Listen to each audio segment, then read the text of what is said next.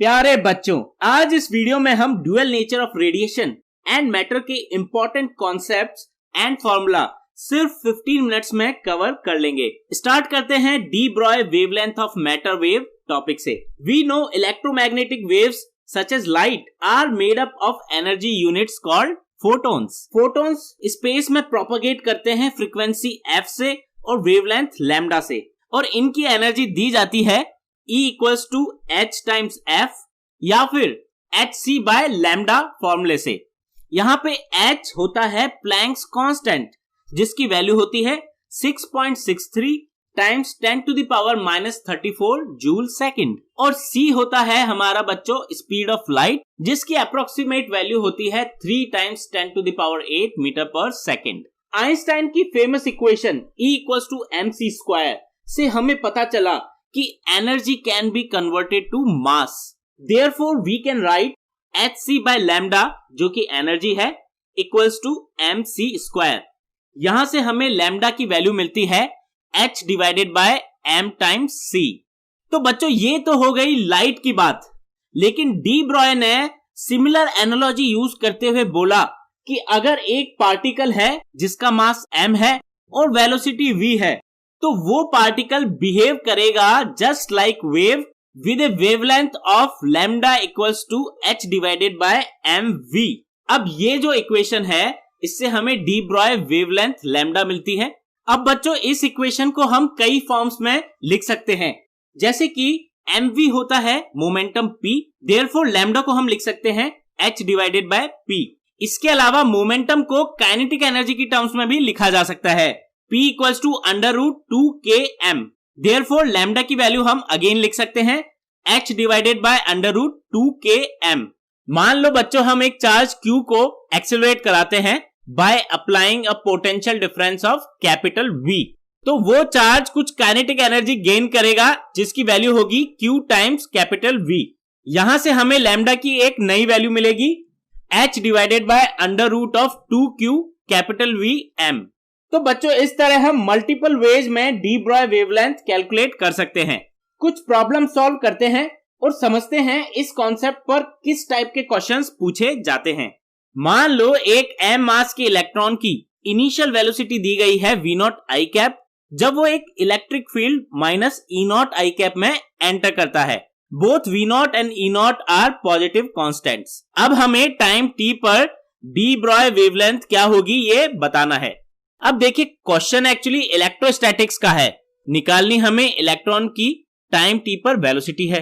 D Broglie के concept का बस इतना रोल है कि वेलोसिटी निकालने के बाद lambda equals to h divided by mv formula लगाकर लैम्डा कैलकुलेट करना होगा। इलेक्ट्रॉन पर फोर्स एक्ट करेगा F equals to small e times e0 equals to mass times acceleration equals to m dv by dt। यहां से हमें मिलेगा small e times e0 dt equals to m times dv। इसे integrate करेंगे with initial and final conditions, तो हमें v की value यहां से मिलेगी v0 plus charge e times e0 times time t divided by m। और जब हम lambda equals to h divided by mv इस फॉर्मूले में वेलोसिटी की ये वैल्यू इनपुट करेंगे तो हमें डी ब्रॉय वेवलेंथ लैम्डा मिल जाएगी। नेक्स्ट क्वेश्चन में आपको एक अल्फा पार्टिकल दिया गया है बच्चों, जो एक circular path of radius 0.83 centimetre में मूव कर रहा है in the presence of magnetic field 0.25 weber per metre square. De Broglie wavelength निकालनी है।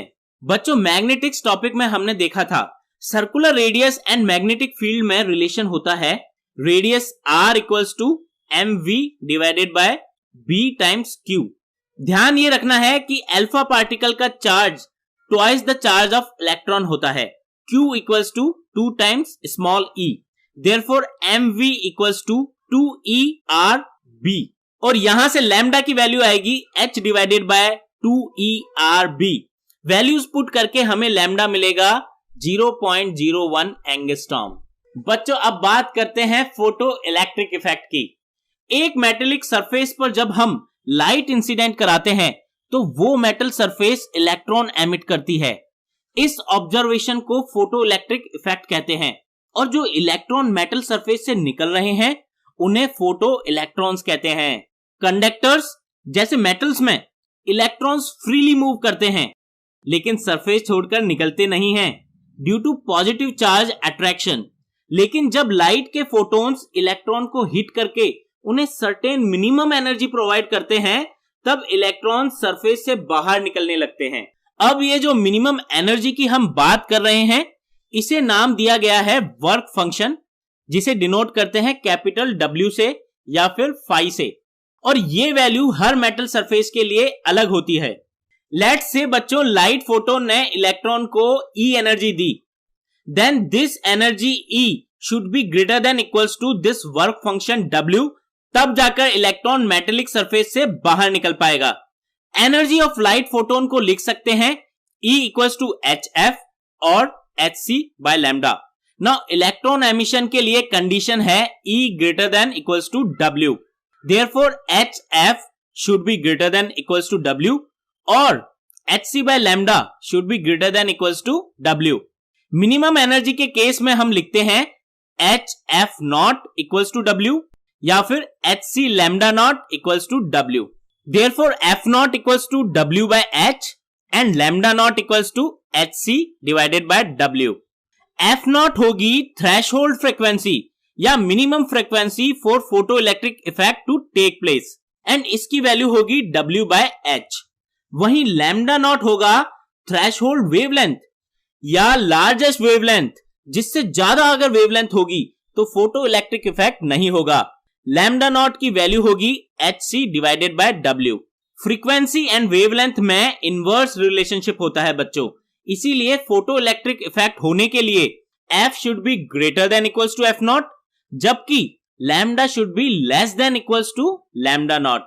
एक्चुअली बच्चों energy E and work function या मिनिमम एनर्जी W के बीच तीन बातें हो सकती हैं, E less than W, E equals to W and E greater than W। E less than W होगा तब इलेक्ट्रॉन सरफेस से बाहर नहीं निकल पाएगा, क्योंकि जो मेटल की इलेक्ट्रॉन को बांधे रखने के लिए एक बाइंडिंग एनर्जी W है वो फोटोन के द्वारा दी गई एनर्जी E से ज्यादा है, इसीलिए इलेक्ट्रॉन सरफेस छोड़कर निकल नहीं पाएगा।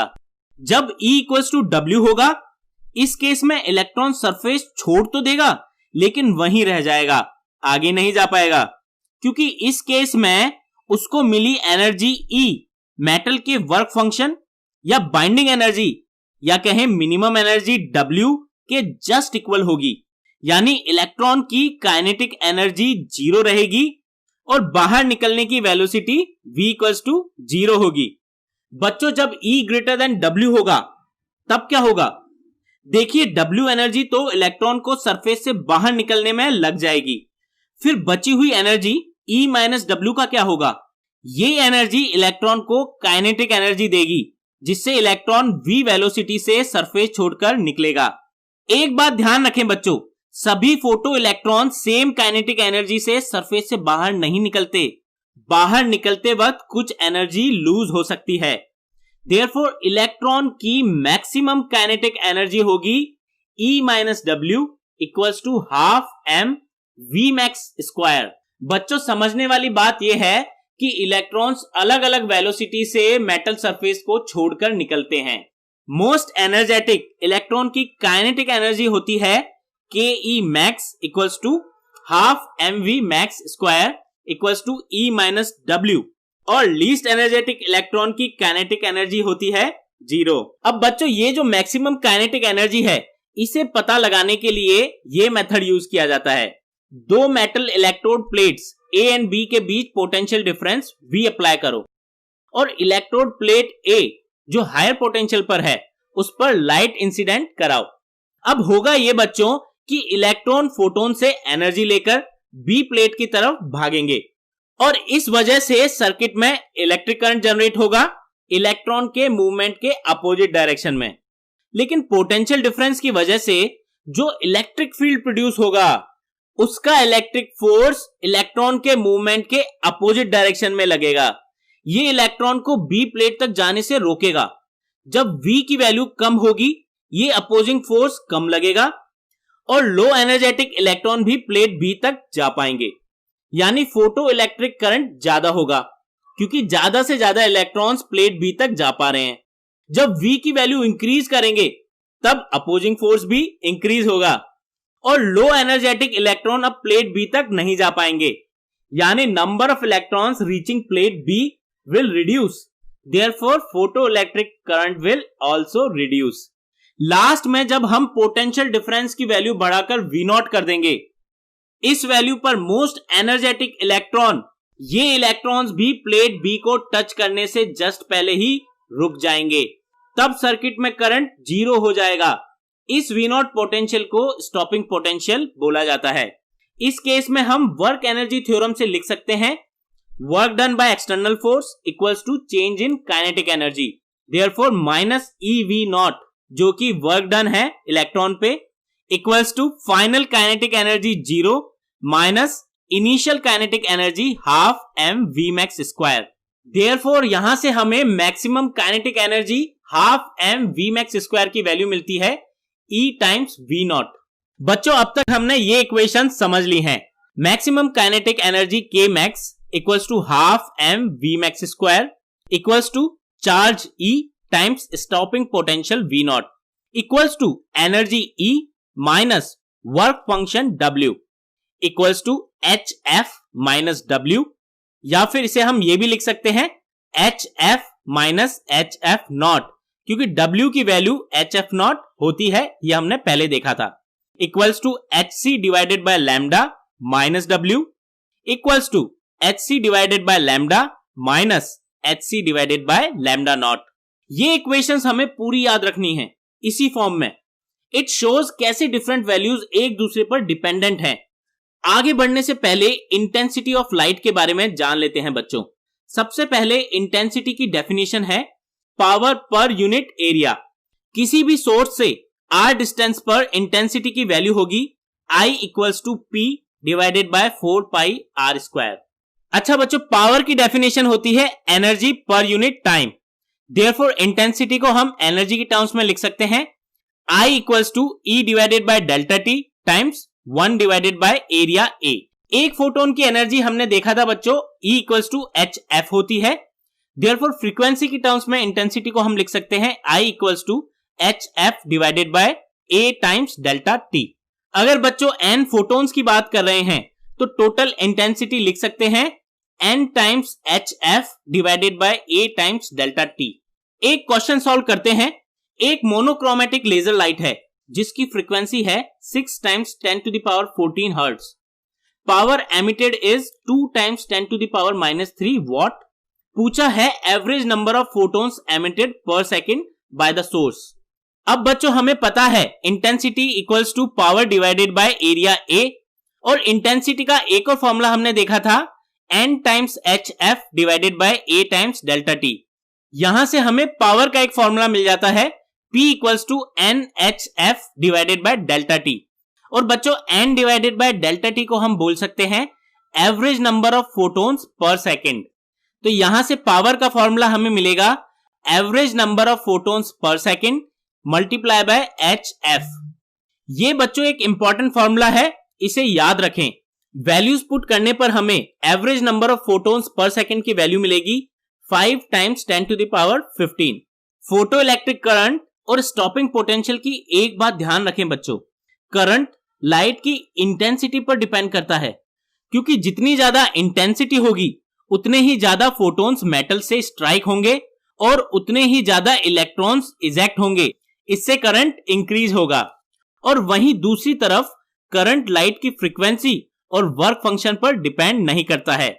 बस बच्चों हमें यह बात ध्यान रखनी है कि करंट स्टार्ट होने यानी कि फोटो इलेक्ट्रिक इफेक्ट के स्टार्ट होने की जो कंडीशन है वो फ्रीक्वेंसी और वर्क फंक्शन पे डिपेंड करती है, क्योंकि HF should be greater than W होना चाहिए so that photo electric effect can take place. अगर स्टॉपिंग पोटेंशियल V0 और मैक्सिमम काइनेटिक एनर्जी की बात करें तो ये केवल लाइट की फ्रीक्वेंसी और वर्क फंक्शन पर डिपेंड करते हैं, क्योंकि हमने देखा था maximum kinetic energy equals to EV0 equals to HF minus W। बच्चों इन दो ग्राफ से हम इस बात को ग्राफिकली समझ सकते हैं। पहले ग्राफ में हम फ्रीक्वेंसी कांस्टेंट रखते हैं और लाइट की इंटेंसिटी वेरी करते हैं। फ्रीक्वेंसी सेम है, इसीलिए स्टॉपिंग पोटेंशियल V0 सेम होगा। इंटेंसिटी डिफरेंट है, इसीलिए ज्यादा इंटेंसिटी के लिए करंट की स्टडी स्टेट कांस्टेंट वैल्यू ज्यादा आएगी। दूसरे ग्राफ में फ्रीक्वेंसी चेंज कर रहे हैं लेकिन इंटेंसिटी कांस्टेंट है, देयरफॉर करंट की स्टडी स्टेट वाली कांस्टेंट वैल्यू दोनों केस में सेम रहेगी, लेकिन यहां पर स्टॉपिंग पोटेंशियल की वैल्यू हायर फ्रीक्वेंसी के लिए ज्यादा होगी।